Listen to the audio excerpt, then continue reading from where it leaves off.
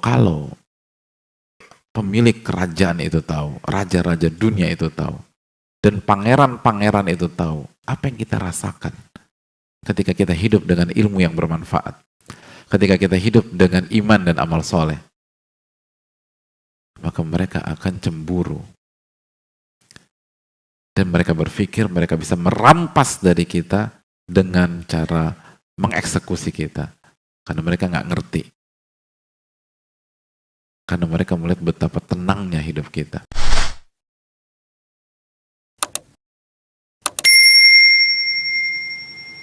Bismillahirrahmanirrahim. Kekayaan itu bagi orang yang tahu kehidupan. Dan karena itulah dijelaskan para ulama, itu tentang rasa, bukan tentang angka. Kekayaan itu tentang rasa, bukan tentang angka. Keliru orang mengatakan tentang angka, enggak. Makanya Nabi kita SAW menyatakan apa? Dalam hadis yang sangat terkenal. Beliau Sallallahu Alaihi Wasallam mendidik kita dengan hadisnya laisal gina an kathratil arad. Kekayaan itu bukan banyaknya harta atau aset. Innamal gina nafas. Sesungguhnya kekayaan adalah kekayaan jiwa. Apa yang dirasa di dalam jiwa. Kaya itu tentang rasa. Makanya tadi Al-Hasan mengatakan, saya tuh suka bangun pagi hari nggak punya duit. Tapi perasaan saya kayak punya semuanya udah. Dan sebaliknya ada banyak orang punya banyak hal. Bangun ke orang miskin hadirin. Bengong aja deh, bingung gitu deh. Kasihan. Nggak dapat. Karena lupa. Karena kekayaan itu tentang rasa. Itu yang perlu kita camkan. Itu yang perlu kita renungkan. Kita tuh nggak akan mendapatkan rizki yang paling mewah kecuali beriman dan beramal. Itu harus kita yakini hadirin. Ilmu nafi. Makanya kan sebagian ulama klasik mengatakan seperti Malik bin Dinar dan lain-lain. Lau adimal muluk wa abna'ul muluk. Dijelaskan sebagian mereka bahwa kalau pemilik kerajaan itu tahu, raja-raja dunia itu tahu, dan pangeran-pangeran itu tahu, apa yang kita rasakan ketika kita hidup dengan ilmu yang bermanfaat, ketika kita hidup dengan iman dan amal soleh, maka mereka akan cemburu.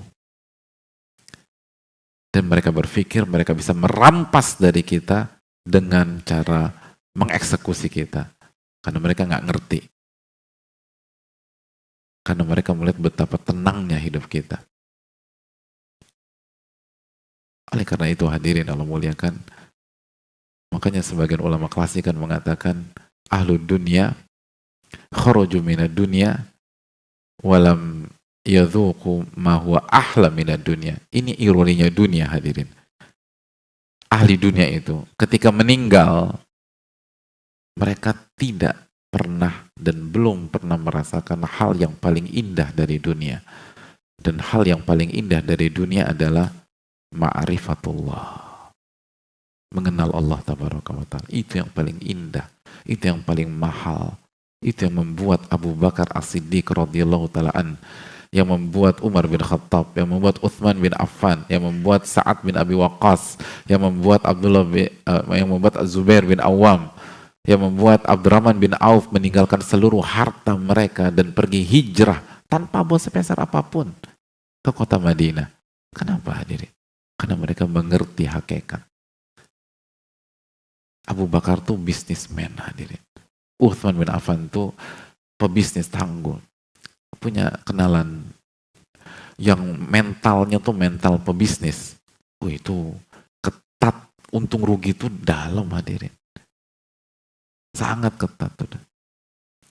Bahkan sebagian tipikal Itu kan ada yang kalau makanya kalau ketemu orang kayak gitu seringkali kita harus jelas dulu nih, kita mau interaksi sama dia dalam bab sosial atau bab bisnis. Kalau bisnis itu 1 rupiah dihitung sama dia. Tapi kalau sosial, oh jor-joran dia. Karena terbiasa begitu. Dan itu ada orang demikian, nggak semua, tapi ada orang demikian. Saya ingin menjelaskan bahwa Abu Bakar dan itu bukan orang nggak ngerti hadirin. Itu hitung-hitungan. Dan mereka ngerti cara bermain. Mereka tinggalkan. Dan mereka mulai dari nol. Bahkan ketika mereka merintis kehidupan mereka di kota Madinah, banyak di antara mereka lebih nggak punya duit dibanding kita pada hari ini. Tapi nggak punya uang.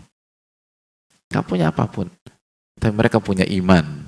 Mereka punya athiqah billah. Mereka punya rasa yakin dan percaya kepada Allah Subhanahu wa taala. Mereka yakin bahwa rezeki mereka di tangan Allah dan tidak akan wafat kecuali rezekinya dibayar sempurna atau dikasih sempurna oleh Allah Subhanahu wa taala sebagaimana dalam hadis. Oleh karena itu hadirin yang Allah muliakan, kita harus banyak fokus dalam masalah ini.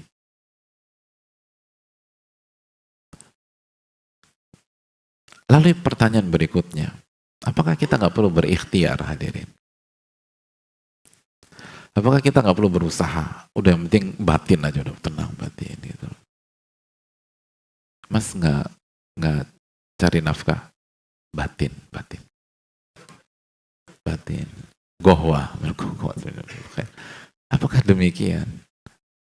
Tidak hadirin sekalian. Harus berusaha.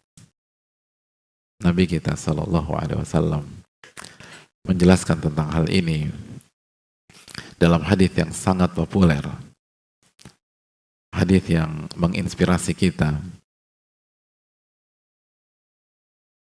hadis yang simpel, hadis yang sederhana, hadis yang mudah dicerna,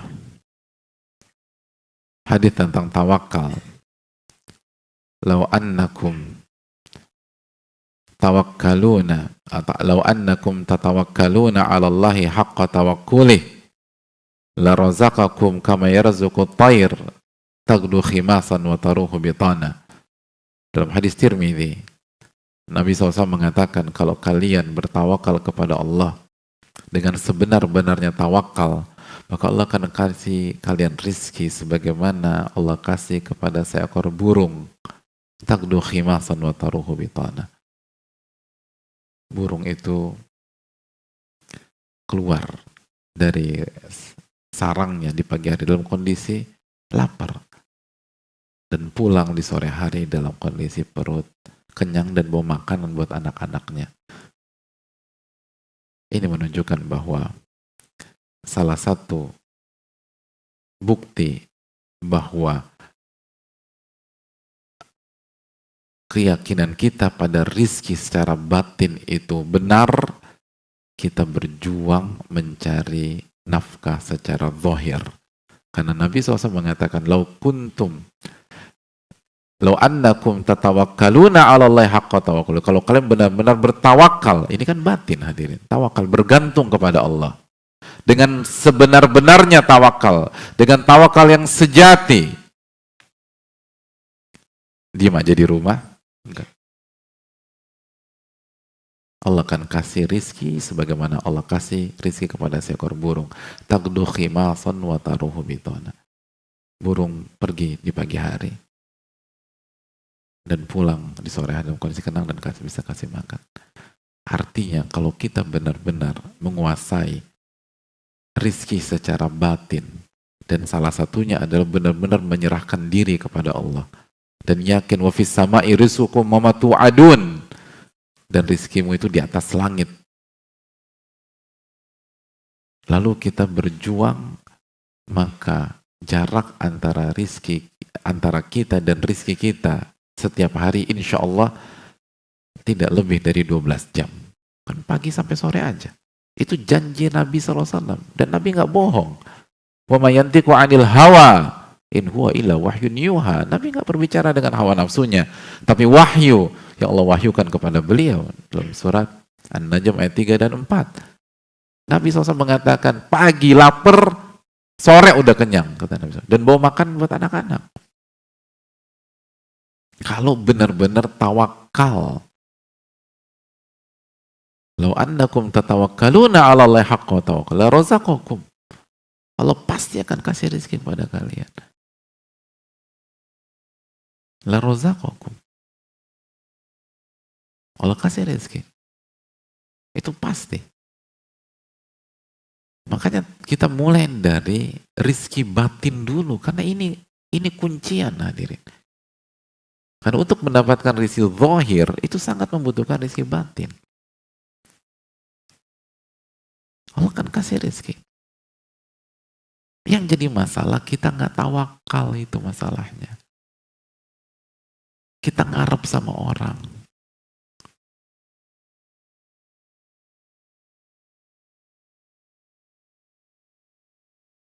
Kita fokus sama makhluk. Dan semoga Allah jaga kita dari hal tersebut. Amin ya rabbal alamin. Akhirnya nggak dapat. 2 hari, 3 hari nggak dapat. Atau kita nggak keluar. Dalam arti kita nggak berjuang.